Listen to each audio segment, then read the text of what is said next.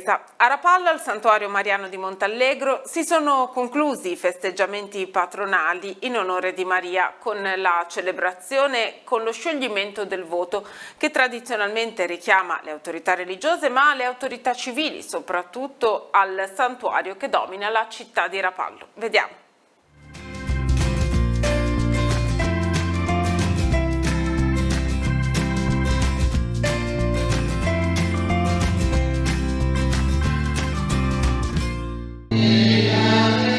Nei riti che concludono i festeggiamenti patronali di Rapallo si intrecciano storia, tradizione, devozione e fede. A Nostra Signora di Montallegro la città di Rapallo è unita da un legame sancito ufficialmente nello stemma del comune con la M di Maria. L'intera città in tutte le fasce di età, in tutte le sue articolazioni, e veramente un senso di unione, di unità, come bene ha ricordato Sua Eccellenza il nostro Vescovo nella Messa, e richiamando la decisione del Comitato di Liberazione Nazionale adottato all'unanimità da tutte le forze politiche presenti il 6 maggio del 1945 e ratificato il 28 novembre del 1948 dal Consiglio Comunale di Rapallo con l'inserimento dello stemma mariano quale simbolo della città. Una valenza non solo formale ma sostanziale. Intere generazioni di rapallesi si sono avvicendate e noi continuiamo questa bella tradizione e questo legame così stretto con la Vergine. Ogni anno, come ultimo atto delle feste mariane, i rappresentanti della società civile si recano al santuario di Montallegro e con lo scioglimento del voto rinnovano l'affidamento della città alla Vergine. Queste giornate sono molto emozionanti per chi ricopre la carica di sindaco, ma non solo.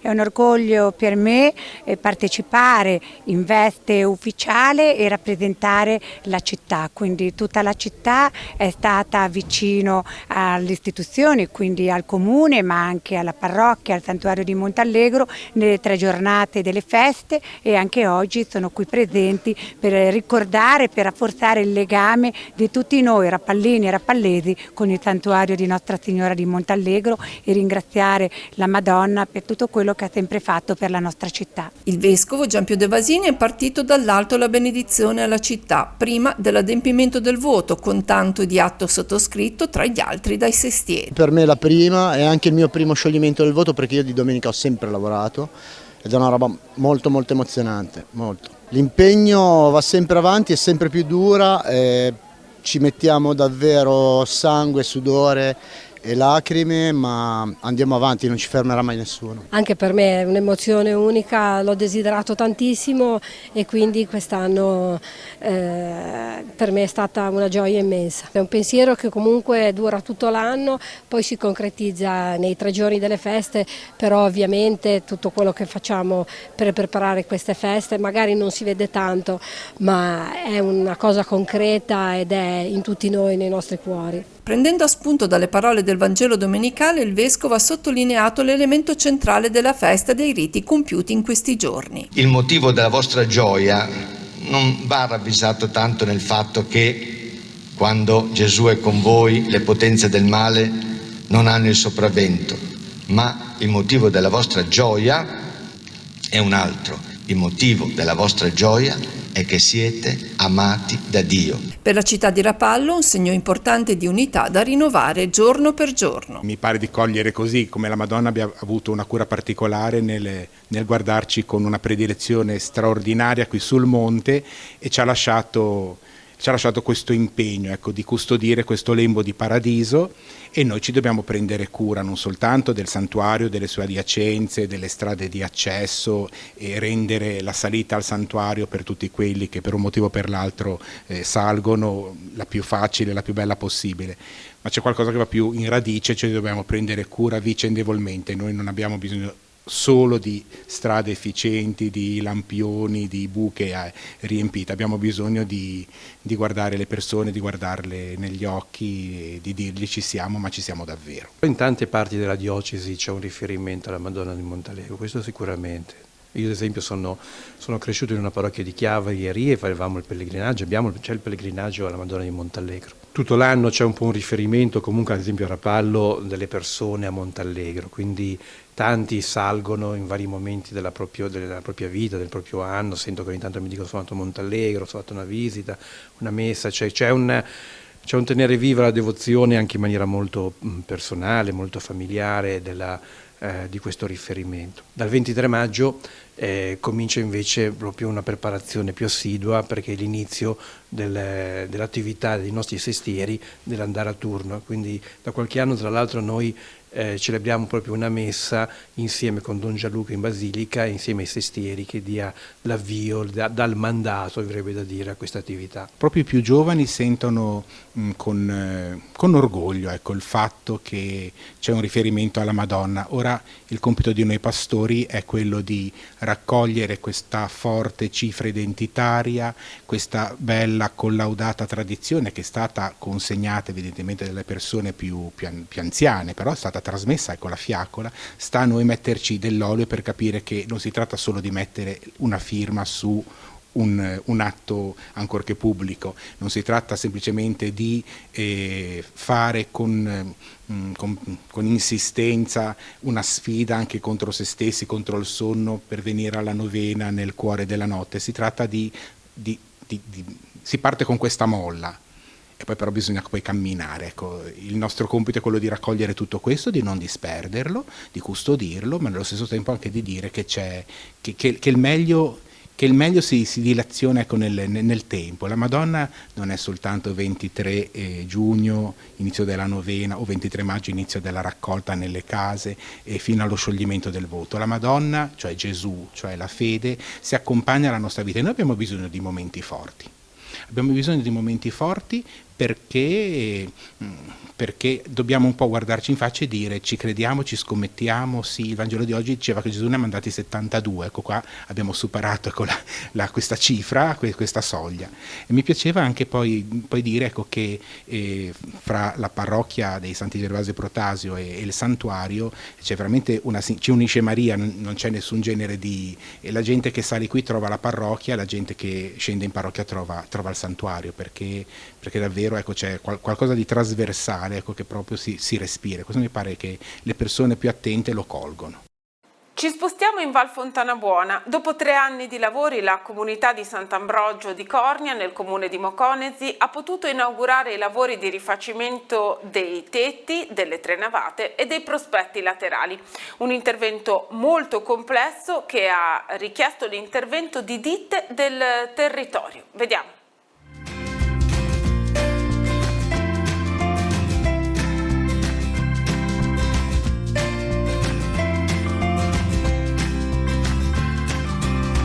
La parrocchia di Sant'Ambrogio di Cornia ha circa 350 abitanti e aver rifatto le coperture delle navate della chiesa e i rivestimenti laterali è un motivo di grande gioia e gratitudine. Il vescovo ha benedetto la conclusione di questo lavoro impegnativo, diventato urgente dopo la tempesta che alla fine di ottobre del 2018 aveva danneggiato profondamente la struttura della chiesa. Il cantiere è iniziato nel 2022. Il progetto ha tenuto conto delle precise prescrizioni della soprintendenza adeguate ad un bene monumentale vincolato. È stato fatto ovviamente le coperture a calce con chiodi in triplice sovrapposizione e sono stati mantenuti ovviamente tutta la parte di struttura primaria che erano in ottime condizioni. È stato cambiato il tavolato e invece per quanto riguarda la parte delle facciate è stata utilizzata una parete, chiamiamola così, ventilata, cioè con una struttura sottostante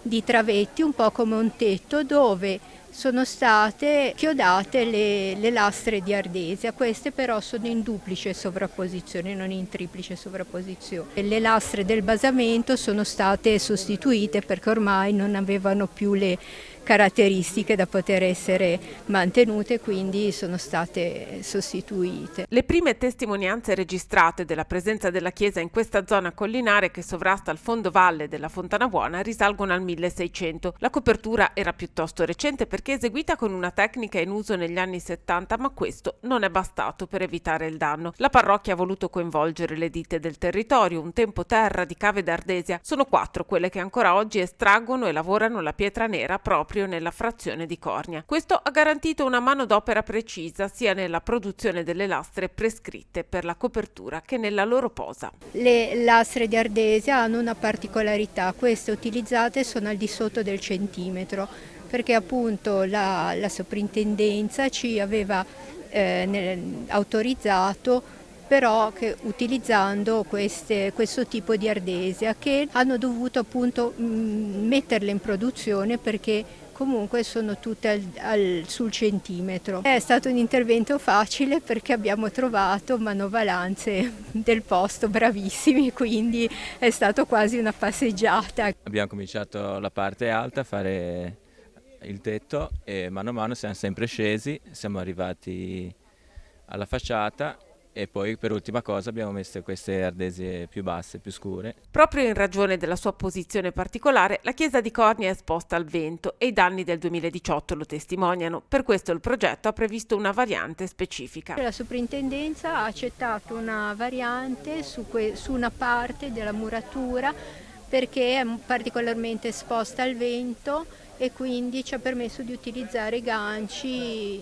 perché appunto con una struttura magari sotto di legno poteva in qualche modo essere danneggiata dagli eventi meteorici che in questo punto qua sono molto forti. In totale i lavori sono costati 262.000 euro, di cui oltre 180.000 assegnati dalla CEI attraverso i fondi dell'8 per 1000. La parte restante è stata coperta dalla Fondazione Compagnia di San Paolo, dal Comune di Moconesi con 3.000 euro e dalla soprintendenza stessa. È iniziato nel 2018 e si conclude oggi grazie anche al contributo della CEI con l'8 per 1000 che ci ha sostenuto in maniera molto importante, ma soprattutto grazie anche al contributo della soprintendenza e della Fondazione San Paolo, che con un contributo di 50.000 euro ha reso poi possibile la realizzazione di questi lavori.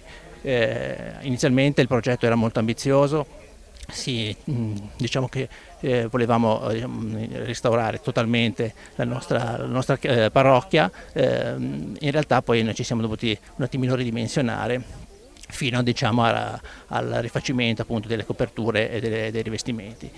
Recuperare le risorse non è stato facile, dobbiamo dire che soprattutto quando abbiamo avuto la notizia che la Fondazione San Paolo ci avrebbe aiutato, questo è stato un momento molto, molto importante per noi, perché ci ha dato poi lo stimolo, la forza, la convinzione che saremmo arrivati in fondo. Vorrei rinnovare i saluti e i ringraziamenti a tutti coloro che sono intervenuti, quindi la Conferenza Episcopale, la Fondazione San Paolo e anche poi alle ditte che hanno lavorato, tra cui la ditta di Alessandro Dondero che si è distinta, come diceva Don Guido, anche per avere la disponibilità nei nostri confronti di aspettare anche, di lavorare e aspettare che piano piano ci venissero erogati finanziamenti, nonché anche tutte le ditte che a cui ci siamo appoggiati per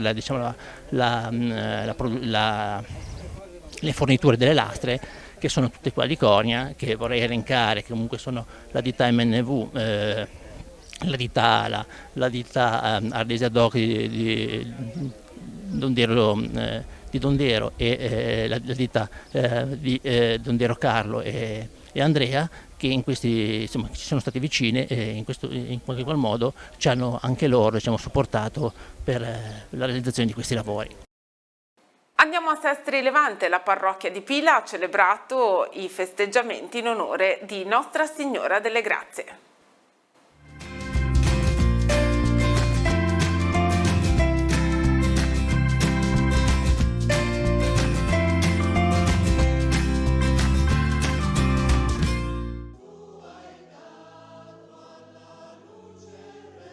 Una festa a rischio, non si tratta di quella di San Paolo nella parrocchia di Pila Seste Levante che la mattina del 29 giugno ha accolto il vescovo di Chiavari per la solennità del suo titolare, ma quella raccontata da Giovanni nel Vangelo del giorno. L'episodio su cui Monsignor De Vasini incentra la sua omelia è quello delle nozze di Cana. Nella scrittura viene definito un segno e non un miracolo, come spesso è citato nel parlare comune, perché è soprattutto un avvenimento che indica un messaggio. Quando Gesù decide di intervenire, trasformando acqua non potabile in vino, era a rischio la buona riuscita della serata e quindi in un certo senso la gioia delle persone che vi partecipavano. Con Gesù, spiega il Vescovo, cambia l'immagine del credente. Con Gesù cambia l'immagine del credente. Il credente non è più colui che obbedisce a Dio osservando le sue leggi, sempre più numerose, sempre più complesse, ma è colui che assomiglia al Padre che è nei cieli, praticando un amore simile al suo. È colui che accoglie immeritatamente l'amore di Dio e con il suo cuore, dilatato da questo amore, mette la sua vita a servizio degli altri. Fa della sua vita un dono d'amore agli altri. Nessuno con le sue forze è capace di un amore così, un amore che abita in ognuno e che sostanzialmente non deve essere ostacolato. In conclusione il Vescovo ha voluto leggere una preghiera di Bernardo di Chiaravalle dedicata a Maria, figura fondamentale nell'episodio delle nozze di Cana perché è quella che chiede a Gesù di intervenire e lui lo fa. Il messaggio è quello di invocarla e chiedere aiuto, soprattutto nei momenti difficili. Seguendo lei non andrai fuori strada, pregandola non dispererai. Pensando a lei, non sbaglierai. Se ella ti sostiene, non cadrai. Se ella ti protegge, non avrai nulla da temere. Se ella ti guida, non ti affaticherai. Se ti sarà favorevole, giungerai alla meta e così potrai sperimentare tu stesso quanto giustamente sia stato detto.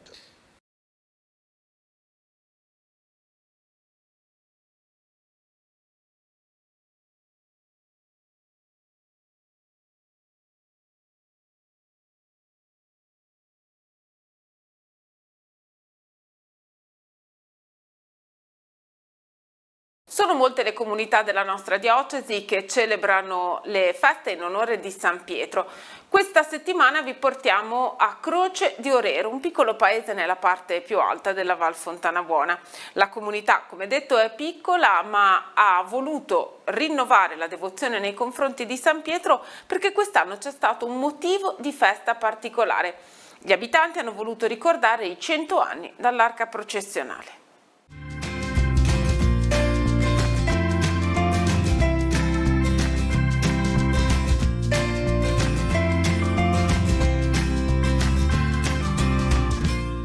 Una comunità molto unita e legata alle sue tradizioni, la piccola frazione di Croce di Orero si ritrova per la sentita festa di San Pietro, un momento di devozione ma anche di condivisione. Tutte le feste sono sentite, sia San Pietro che Sant'Anna che Sant'Antonio che si fa il 17 di gennaio, che è il nostro patrono, diciamo. E siamo poche anime, però abbiamo ancora dei valori, crediamo in queste cose e tanta gente ci segue proprio per questa nostra semplicità. Immagino che in occasione delle feste patronali come questa ci sia poi anche gente che arriva da fuori, magari parenti, è un po' un ritrovarsi. Da fuori gente che anni addietro è venuta anche della gente dall'America, perché nativi del posto, proprio per essere partecipi a questa festa, ecco, a queste feste che facciamo. Tante le persone arrivate anche da fuori o perché hanno parenti o perché prima abitavano in questi luoghi. La messa è stata celebrata all'esterno della piccola cappella di Croce dal Vescovo di Chiavari, seguita poi dalla processione. Niente nella vita ci separerà, so che la tua mano forte non mi lascerà. Al termine il Vescovo ha ringraziato i presenti per il loro impegno e la loro passione nel prendersi cura della comunità. È stata anche una delle prime uscite ufficiali della nuova sindaca di Orero, Rosa Cavagnaro. Praticamente è la mia prima uscita nel mio paese, nel senso che è la prima festività a cui partecipo, essendo sindaco da un mese, e quindi è una cosa emozionante. Puoi anche sapere che questo borgo ha una devozione così forte per San Pietro e hanno lavorato tantissimo anche per questo giorno, per ricordare i 100 anni della statua che fu commissionata a uno scultore di Ortisei. È una cosa molto molto forte. Anche avere il vescovo qua in questo piccolo orgo è diciamo di nuovo una cosa molto, molto bella, molto suggestiva, e mi auguro che ci possano essere tante altre occasioni per far conoscere il territorio del nostro comune, ma anche della Fontana Buona, che comunque è un territorio ricco di comuni che hanno una forte devozione religiosa e hanno delle grandi tradizioni che sono senz'altro da coltivare, da mantenere nel tempo. Queste feste aiutano anche, diciamo, a fare comunità nel giusto cittadino, comunque anche tra frazioni? Esattamente sì, adesso siamo partiti noi come amministrazione comunale a organizzare una festa per il 13 luglio in località Orero, in occasione della festa della Nostra Signora del Carmine, e cerchiamo di proporre proprio un momento di aggregazione perché abbiamo organizzato una commedia genovese, un momento musicale con neve e poi con il giorno successivo con i ragazzi della Croce Rossa e l'apertura di stand gastronomici. È un po' diciamo un ricordo delle grandi feste che vennero organizzate fino al 2018 nel Bosco, feste che ebbero un grandissimo successo e che noi speriamo in futuro di poterle un attimo diciamo riprendere. E questi momenti sono anche importanti appunto per aggregare la popolazione, far sì che la gente si possa rivedere. Spesse volte ci si conosce soltanto sui social, ma la vita è fatta anche di altro, è fatta di momenti di condivisione, di amicizia, di conoscenza personale e non soltanto attraverso i social. Quest'anno l'occasione speciale erano i 100 anni dell'arca processionale che raffigura San Pietro e Gesù sulla barca, un'opera di valore ma che ha bisogno di qualche intervento. Sì, e siamo bloccati dalla sovrintendenza in questo momento, cosa che però ci stiamo dando da fare per ovviare e arrivare allo scopo finale, quello del restauro, possibilmente entro l'anno. È un'arca antica? 100 anni oggi. 100 anni oggi. Nel 1925 era stata posizionata lì all'inaugurazione, nel 2025 l'abbiamo riposta lì e faremo di nuovo la foto di Rita a fine cerimonia. Ha delle particolarità dal punto di vista, diciamo, di quello che raffigura rispetto ad altre raffigurazioni di San Pietro, ha delle cose? No, assolutamente no, rispettiamo solo l'impegno dei nostri vecchi che ci hanno preceduto, per l'impegno, perché qui ci è arrivata a spalle, non motorizzata, e si erano bisticciati per portarla. Uno voleva portare la statua Gesù più grosso o l'altra più piccola, ma venivano da Isolona, ben lontani. Un altro momento tradizionale molto atteso riguarda la città di Chiavari ed è la festa di San Pietro nel rione Scogli.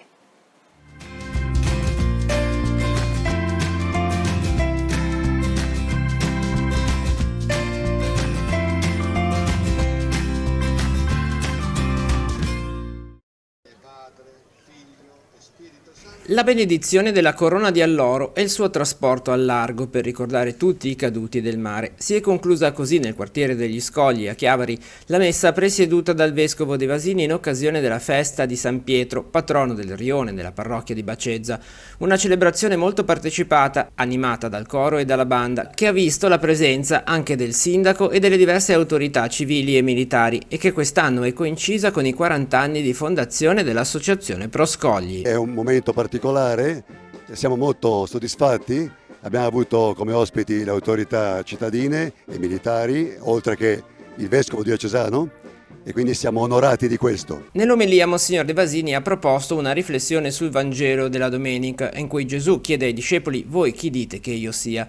Che i santi apostoli Pietro e Paolo ci aiutino a custodire questa domanda e ci facciano interpellare da essa, ha detto il vescovo, perché solo così potremo iniziare un autentico cammino di sequela di Cristo. Dopo la celebrazione del mattino, la festa è proseguita poi in serata con la Piazza dei Pescatori, che si è animata per le iniziative civili. Un quartiere sempre molto vivo, nel segno delle tradizioni del passato. La festa rievoca una tradizione, pur in un contesto che è cambiato, ma ci teniamo a rimarcare la nostra cultura, le nostre origini. con tutte le innovazioni. Da quest'anno noi entreremo in collaborazione con altre associazioni per fare attività sempre in difesa del mare, anche in promozione, attività di tipo anche legato alla divulgazione, come incontri, presentazioni di libri, nella nostra sala adiacente alla piazza. Quindi Proscogli è più viva che mai, siamo soddisfatti e contenti di questa giornata molto bella. La festa della Madonna del Carmine sarà celebrata a Santa Margherita Ligure nella parrocchia di Nozzarego domenica pomeriggio alle 18 con la Santa Messa presieduta dal Vescovo. La celebrazione si terrà all'esterno del santuario, i cui interni, come sapete, sono stati danneggiati dal terremoto del 22 settembre del 2022. Lavagna si prepara a celebrare la festa in onore di Nostra Signora del Carmine, patrona della città. Ogni giorno al santuario le sante messe alle 9 e alle 18:30. Lunedì 14 luglio alle 18:30 la Santa Messa con l'unzione delle persone ammalate. Martedì 15 luglio alle 10:30 i bambini offriranno i fiori a Maria. Alle 20:30 sulla passeggiata ci sarà l'arrivo del quadro della Madonna del Carmine dal mare, a seguire la Santa Messa. Mercoledì 16 luglio, giornata della memoria liturgica della Beata Vergine Maria del Monte Carmelo, la Santa Messa solenne sarà celebrata alle 11. In serata alle 20:45 il Vescovo presiederà il Vespro e la processione che si snoderà lungo le vie della città. È previsto il tradizionale e atteso saluto al mare in Piazza della Libertà. A Sestri Levante, con la giornata di venerdì, è iniziato il tempo di preparazione alla solennità della Beata Vergine Maria del Monte Carmelo. Nella parrocchia di Santo Stefano del Ponte ogni mattina alle 7 la celebrazione della messa e fino alle 11 ci sarà la possibilità ogni giorno di celebrare il sacramento della riconciliazione. A fare da filo conduttore a questi giorni di preghiera e di riflessione è il tema della speranza.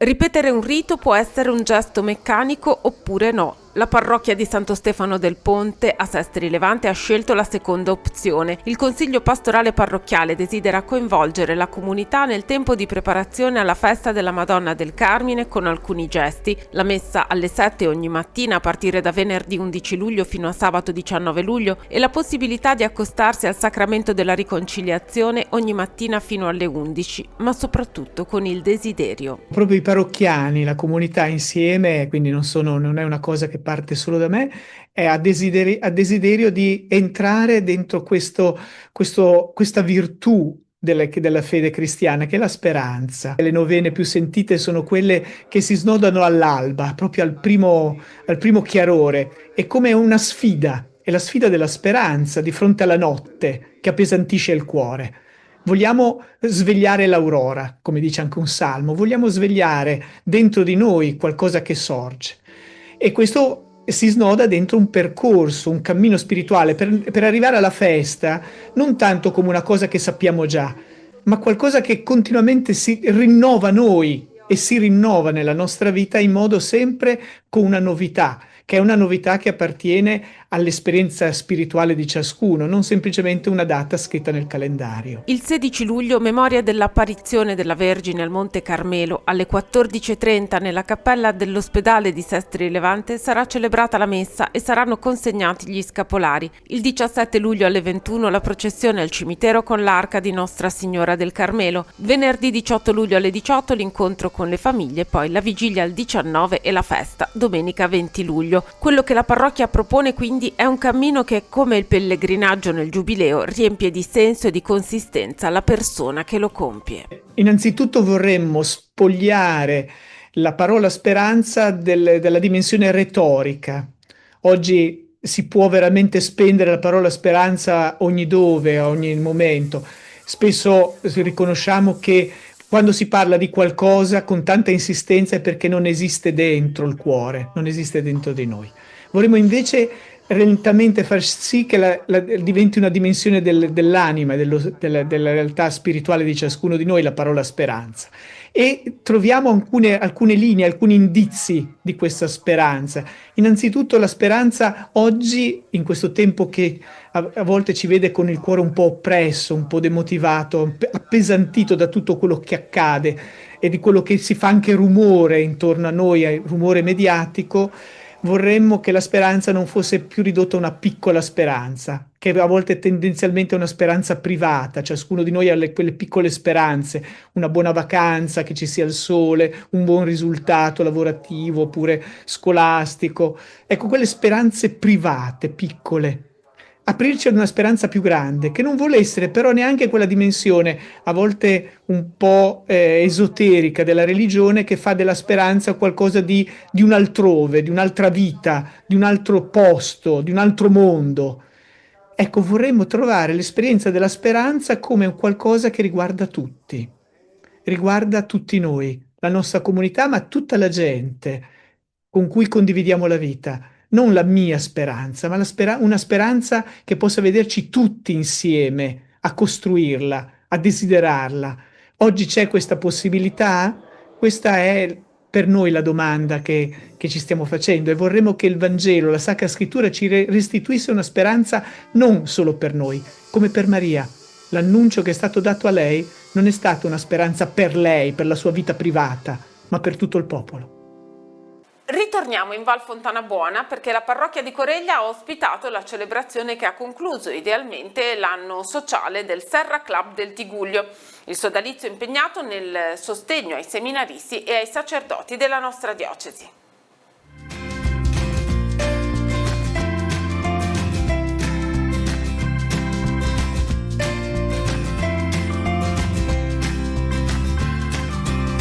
Addentrarsi nelle periferie per accompagnare i sacerdoti nel loro servizio quotidiano, quello nascosto fatto di sacramenti e di fraternità, è una delle missioni che il Serra Club della diocesi di Chiavari svolge quotidianamente attraverso l'apporto dei suoi 22 soci. La nostra associazione è un'associazione confessionale aggregata all'Opera Pontificia delle Vocazioni Sacerdotali e la sua missione è focalizzata proprio sulle vocazioni sacerdotali e sul seminario, e in questo senso quindi abbiamo una grandissima attenzione nei confronti dei seminaristi, del seminario e non di meno anche dei sacerdoti, delle suore. Ritrovarci comunque tutti insieme alla luce di quello che la grazia ci permette ogni giorno di fare è un motivo di grande, enorme soddisfazione. Per questo il Serra Club del Tigullio ha scelto di concludere l'anno sociale nella chiesa di Coreglia Ligure, ossia lontano dal cuore della diocesi, per ringraziare in particolare i sacerdoti della valle per il loro servizio. Siamo venuti in campagna perché spesso siamo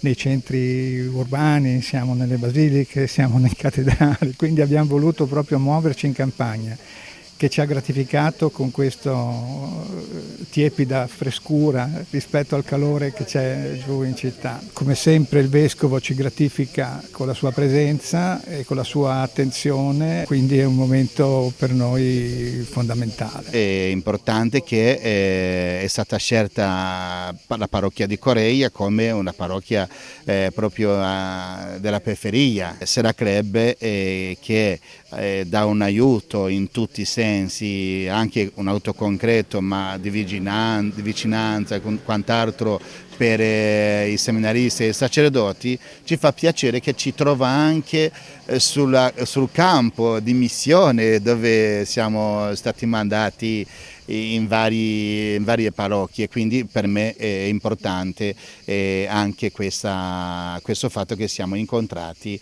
ed è stato davvero un momento intenso, un momento indimenticabile. Il Vescovo ha ringraziato a sua volta il Serra Club per il suo sostegno concreto e soprattutto per il servizio al clero, per la vicinanza ai seminaristi, la fraternità dimostrata nell'attenzione. L'importanza non è soltanto il fatto che ci siamo incontrati con il Serra Club e noi preti della Valle Fontana Buona, ma l'importanza c'è la preghiera. La preghiera momento proprio centrale e che il Signore stesso lo dice, dove 2 o 3 riuniti a mio nome sono in mezzo a loro, quindi questa è l'importanza. Al termine il presidente del Serra Club ha voluto ringraziare in particolare i sacerdoti che sono arrivati nella diocesi di Chiavari da un altro continente per svolgere la loro missione. Ci siamo volentieri e sentiamo anche questa vicinanza di poter essere ricordati, essere proprio visitati, e quindi è un ringraziamento a vicenda, quindi per noi Serra Club è qualcosa di concreto, che ha un nome e cognome che si chiama Provvidenza, ma ripeto, sono persone con i volti amici. Il Serra Club prosegue la sua attività anche con momenti di formazione. Ci ritroviamo praticamente ogni 15 giorni su temi di autoformazione, oltre che sulle attività orientate nei confronti del seminario e dei seminaristi, no, della diocesi, e naturalmente siamo aperti a ricevere e accogliere chiunque sentisse questa chiamata, tenuto conto di tutto quello che abbiamo ricevuto durante la nostra vita, che non dobbiamo dimenticare, insomma, ecco, quindi bisogna anche restituire un po' di quello che abbiamo ricevuto. Termina così il nostro appuntamento settimanale con Noi Chiesa, grazie per averci seguito, ci rivediamo la prossima settimana.